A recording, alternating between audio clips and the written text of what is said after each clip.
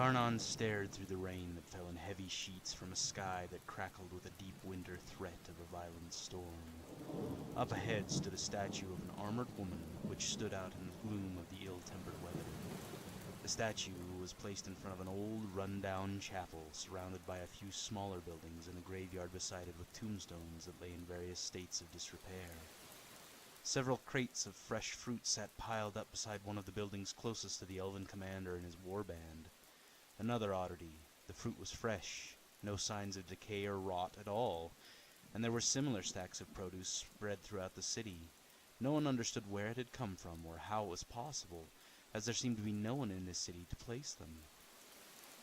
As for Karnan and his soldiers, they had picked up the trail of a troop of ogres which had been passing through this area, and the elf had decided to investigate. The trail of the ogres led them here, but for the life of him he could not understand why. As he sat pondering that, a blinding flash of light split the sky as a forked tongue of lightning clove the air and whipped around the stone figure ahead of them in the clearing. A deafening clap of thunder followed immediately that caused the elves to stagger backwards. When they opened their eyes, the statue was glowing with mystical energy that crackled around the carved figure and radiated outwards. As Karnan's eyes adjusted to the gloom once more, his elven vision picked up movement on the far side of the clearing beyond the chapel. The ogres were lining up for battle. The statue must have been their quarry. Looking around, Karnan realized that other lesser lights were emanating from other parts of the square as well. Quickly, he barked out orders for his troops to assemble into battle lines. As they did so, Karnan saw that the ogres were already advancing towards the mystical lights. Welcome to another episode of the Battle for Valinstradt. In this update, we're going to take you through the Batrep between myself and Dave Knowles' Elves. I'm using my Ogres in this one. And just so you know, this Batrep can be used as kind of like a template for anybody else that wants to do a Batrep for the campaign. So if you're interested in doing that for the bonus points that you can get for that, pay attention to this so that you can do it yourself when the time comes. Once we're done with the Batrep in this update, we go ahead and stick around because we'll be giving you a general set of updates about the campaign and where it's going. Both fluff and faction-wise, we'll let everybody know about that. Then we'll open up some new announcements for things that are coming up in the campaign and what to be expecting as the big battle draws closer at the end of the campaign. So for now, kick back, enjoy the Batrep, and we'll see you on the other side for some more updates. Okay, for starters, we have the Ogre Warband. I brought 3 Braves, a Boomer, my Shaman, and 3 Warriors. As you can tell, there's probably some problems here in that I do not have any command models, which is going to come back to bite me quite a bit. On the Elf side, we have 3 Archers, a Treeman, the Prince, Karnan, the Snowball, the Cat, 2 Spearmen, and a Sea Guard, which is the one with the shield.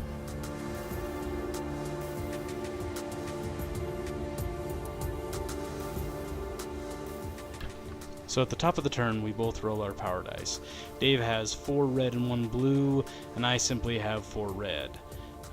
However, we both managed to tie in this first one as he rolled very poorly and I rolled very well. I think we both ended up with 5 power dice in total, which is a pretty good setup for the first turn. So the very first thing that Dave does is he moves his support cat up to touch the central power stone, which is becoming a pretty standard move to do in the first turn, is move up with some kind of cheap expendable unit to touch at least one of the power stones, so as to ensure that your opponent has to deal with that, or else they're going to be out of luck in the bottom of the first turn, or first round rather. And honestly, this first round is mostly a amount of maneuvering and positioning. There isn't a whole lot that actually happens. So I'm going to give you a rough synopsis, and then I'm going to speed up the rest of this turn so that we can get onto the juicier bits a little bit later on. But basically, Dave spends most of his time moving up his archers on his right flank to get into position, as well as moving up his tree man in order to get to a spot where if his cat falls, he can move him up and touch that center stone in order to contest it. I respond to all of this. I have, as you can see, my ogres are divided up into 2 teams. I have my warlock with all the braves on my left side, And on my right side, you can't really see him because the church is in the way, but I have my boomer, who I move up here, as you can see, in the first part of the turn, and I shoot at his cat, which unfortunately doesn't result in anything. I think I may cause a wound, but I don't think I even do that this first round. It takes quite a bit to get rid of that stupid snowball, which is the cat's name. But again, going back to what I was saying before, my ogres on the left flank consist of my warlock and my 3 braves, and then on the other side I have my boomer and 3 warriors that are moving up the right flank that are going to try and contest that center stone. The biggest thing to keep in mind is the position of Dave's prince that he has, Karnon, as he's called in the campaign. He's on the right side with those archers, and that becomes rather crucial. That gun is a frickin' meat grinder, as you're gonna see in later turns. But basically what happens in this first round is we both move up into a position where Dave can shoot at me, I can shoot at him. There's a couple of things that happen within this first turn, but for the most part, it's pretty straightforward as to what we're doing. There isn't anything tactically brilliant in this. It's just good sound, advance, give covering fire, and try and contest those stones. The big thing that ends up happening is that I end up taking a point from having one of my braves in contact with the stone that's closest to the camera here. I'm going to go ahead and now fast forward through most of this turn. You can kind of see what I'm talking about. It's just basic movements. There's nothing really shocking or tactically awe-inspiring throughout this whole thing.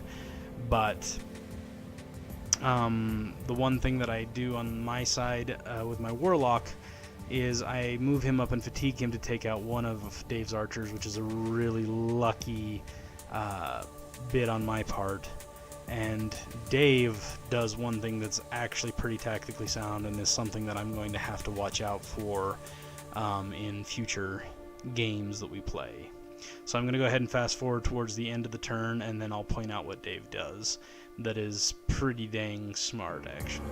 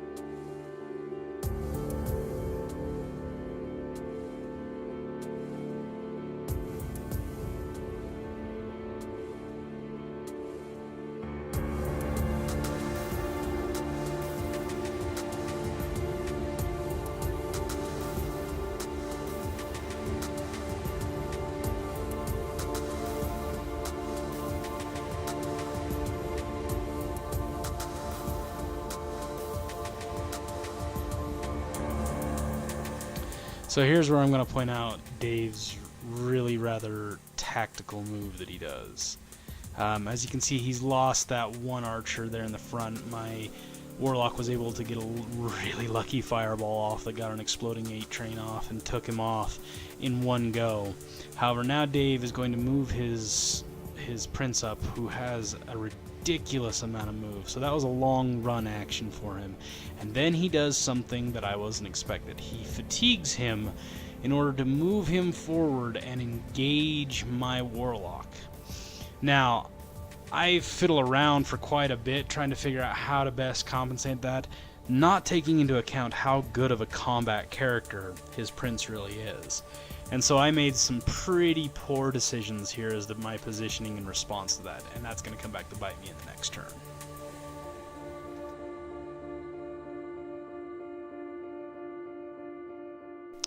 So turn 2 doesn't go quite as well for me in the power dice department. Dave ends up with 7, I end up with 3. This is why, kids, we never leave home without a commander model in our warband, which technically would make this an illegal warband, but through the campaign, we made it work. But yeah, that makes a huge difference. So, seeing as how Dave was the last one to deploy, or to activate any of his models in the last phase, he's able to start the turn, which definitely hurts, because this is why he extended his prince so far up and pushed him into combat so quickly. Is basically he dissolves my warlock in one fell swoop with one round of combat, and then advances up and almost gets into combat. I believe he actually does. Yes, he actually does get into combat with the next brave, who is actually making contact with the stone. The thing I forgot to mention is that he paid the 3 power, I believe it was, to give his whole army the dodge and parry special rules so long as they're elves, which, damn, that's good. It came back and pretty much cost me several combats that I wasn't expecting. But yes, so he comes up, kills my warlock, 1 go. Then he's able to reform into the second brave, who is making contact with the power stone on this side of the board. He scored me 1 point in the previous round, but and he actually survives this round, the round of combat with the elf prince, and retaliates, but I don't think he does anything, and he's only got 1 wound left. And so that's basically how my left flank just falls apart. At that point, I abandon that power stone because there's no way that lone brave is going to be able to do anything, and it should take Dave another turn to get up to that one, so I figured I'd be better off spending my power going in a different direction.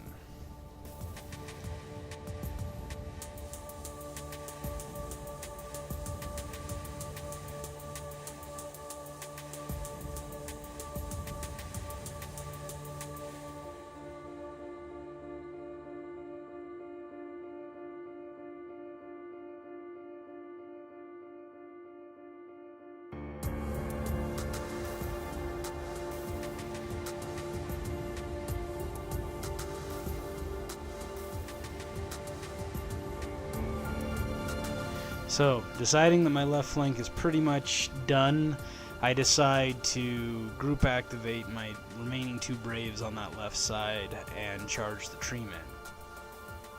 Combined together, they cause 1 wound. Out of all that I do with them, they cause 1 wound between the 2 of them to the tree men, even with crushing 1.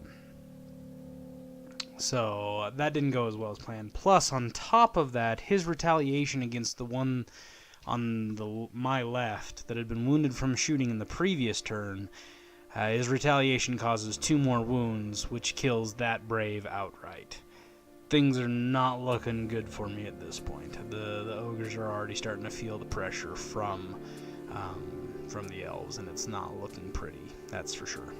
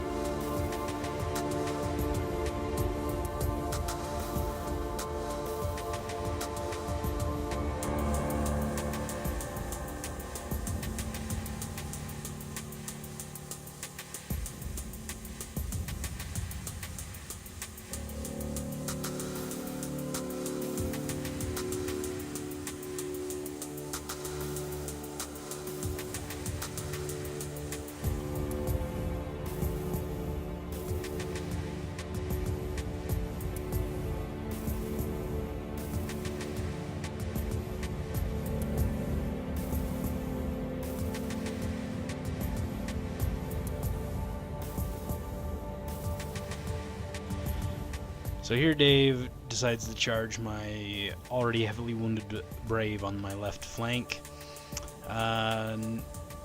Spoiler alert, he does end up killing it, which then sets him up to move Snowball into a better position that he can charge my brave in the center there. This basically has cleared out my left flank. All of my braves and my warlock are pretty much gone, with the exception of the one brave who's still engaged with the tree man. It doesn't end well for him. We did almost make a slight rules error here in the fact that only the person who deals the final blow is able to change facing and reform after they've finished off an opponent. So it looks like we did make a mistake in that regard.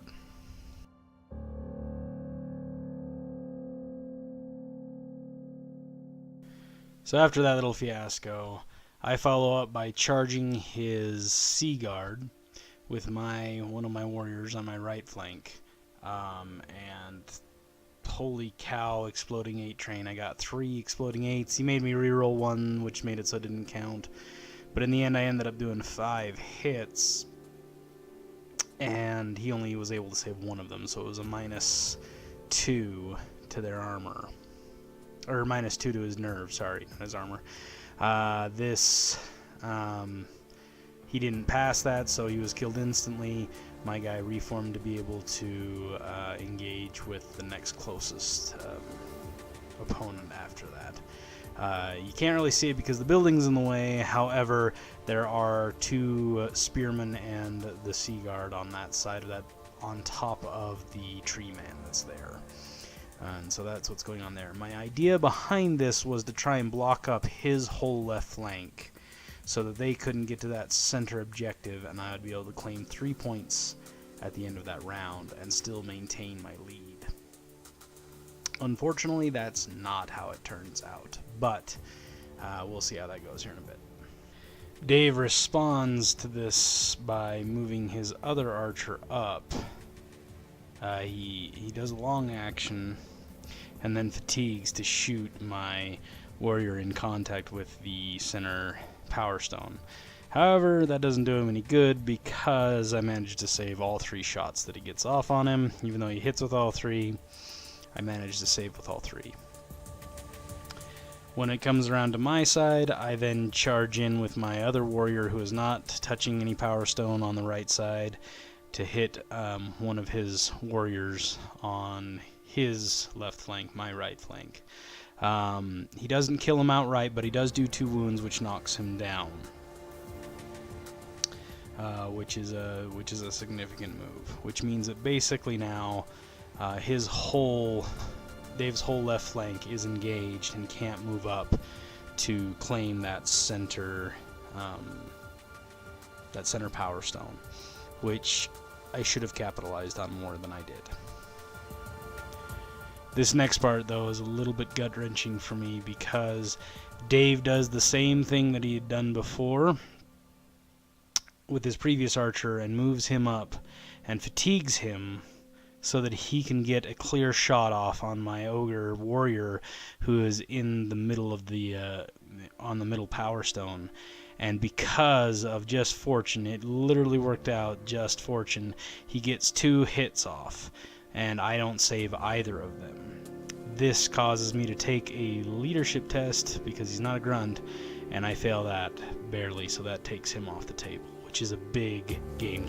On top of that, this next part, I move my boomer up, fatigue him to shoot the cat, and manage to miss with all the dice. Even though I did hit with 1, but because we got mixed up on the whole elven thing, he gave him dodge when I don't think he actually had dodge, so that took that away from him. But needless to say, I didn't kill the cat again.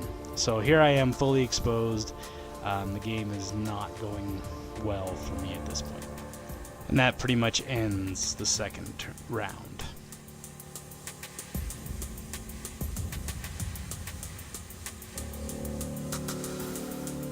So, we roll our power dice. This time Dave ends up with 6, and I only get 2. Once again, folks, never leave home without a commander, even in a campaign that allows you to do that. Just bad juju, bad idea. So, after doing that, the very first thing I do is I open up on Snowball. I move my guy back. Now, this is not taking into account, I realized this later, that my Ogre Warband was broken, and I probably should have taken a leadership test before I moved to that guy, because I've only got 4 of my 9 left. But, even so, I only did 1 wound, which by some miracle was enough to get through Snowball and take it off the board. Finally, that cat is dead. That's pretty much the last thing that we're able to really accomplish. This turn goes on for a bit longer. I managed to take out the rest of his warriors over there. He in turn then takes out my last remaining brave that's holding his tree man up. He proceeds to move his prince to within spitting distance of my boomer, at which point I decide to cut my losses and I concede the victory to him. Because we still had at least 2 more rounds, possibly a third one, that I would not have been able to contest that center stone at all. At least not without, losing my entire warband, I believe. And so it really didn't seem worth it to me to do that. And so I conceded the match at the end of halfway through the turn 3. Because I only had 3 ogres left, and his whole army was getting ready to move in on me. And it just didn't seem like it was going to be a possibility to pull out even a draw, much less a win, out of this situation. So that's how the game ended. Technically, I was ahead when I conceded, but there's no way I could have pulled off a victory at that point. And so that was game. It was well fought. I learned a lot of good things about it, but overall, the battle just was not worth keeping up on. And so, victory to the Elves.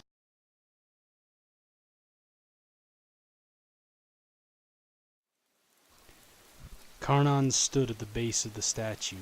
He noticed an almost worn-away plaque at its base that identified the woman whose likeness had been captured in the stone as Her Grace Reyna, and nothing more. Around him, the rain was still falling steadily, but he knew that the worst was past, and now the only thing that was required of him was to wait out the storm. In the distance, he heard the sounds of one of his soldiers. The elf clutched his chest as one of their healers pressed more and more bandages across a wound that refused to close. It didn't seem likely that he would live. Karnan shook his head and stared at the several ogre carcasses spread out before him. The brutes had done some damage, but in the end they'd fled after Karnan had cut down the vast majority of them. The statue had stopped pulsating, and as the elven prince stood staring at it, he seemed to notice that the blade of the statue's hip was quivering in the wind of the storm about him. While he looked closer, he was surprised to see a large and heavy weapon topple outwards and land at his feet. It was a sword made of excellent steel that bore no rust. On its blade was inscribed the words, "To my lady whom I serve." Karnan shook his head in puzzlement as he picked up the blade and stowed it under his cloak.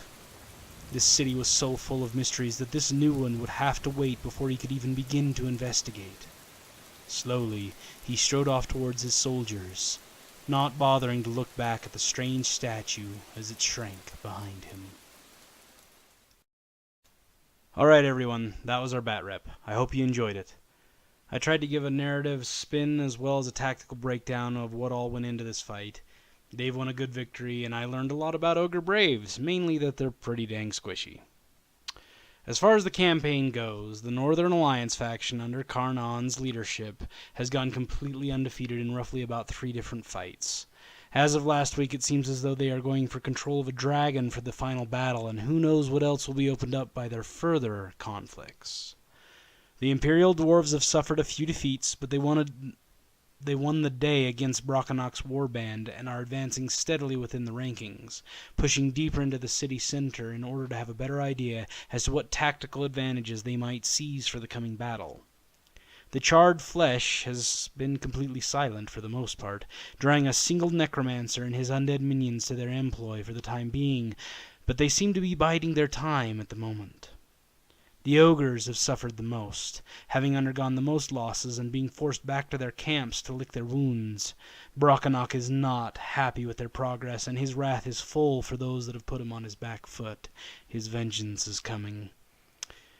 For now, though, all eyes have turned to a heavy fortification that sits atop a hill overlooking what has been dubbed the Temple District of the city. This mighty fortress sits atop this hill and will be a key tactical point in the coming battle, and already several warbands have been sent to try and secure this location for their respective factions. Bloodshed is on the horizon, and a greater series of battles is yet to come than has yet been seen. So those are our standings. Right now, the Northern Alliance is definitely in the lead with the most victories. The Ogres are ahead only because they've played more battles than the Charred Flesh, but they've lost more, whereas the Charred Flesh just hasn't played yet. We're working on that, though. We may be taking a bit of change of pace here in the coming weeks. Each faction will be receiving a special mission in this upcoming game night, and this mission will be in relation to the fortress that was mentioned in the standings update. This mission will have an effect on a larger battle that will be fought as a kind of middle point in the campaign. So we're going to do another Kings of War battle besides the final big battle. We're adding this in because there's been some talk that they would like to have a change of pace. Some players would.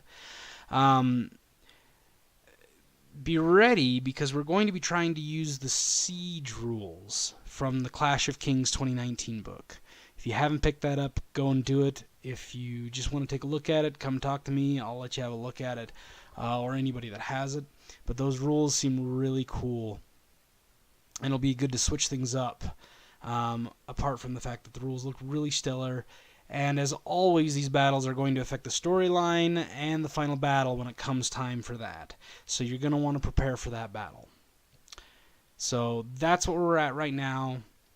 We've played roughly in the campaign has been played about 9 or 10 battles, all things considered, which is not too bad, actually. It seems like everybody's having a good time. The rules are getting clearer now the more that we're all playing, and it seems like things are really starting to fall into place. So I hope you guys are having fun. If you have any questions, feel free to contact me, and I will be glad to answer them. Thanks again, guys. I look forward to rolling some dice with you this weekend. See you then.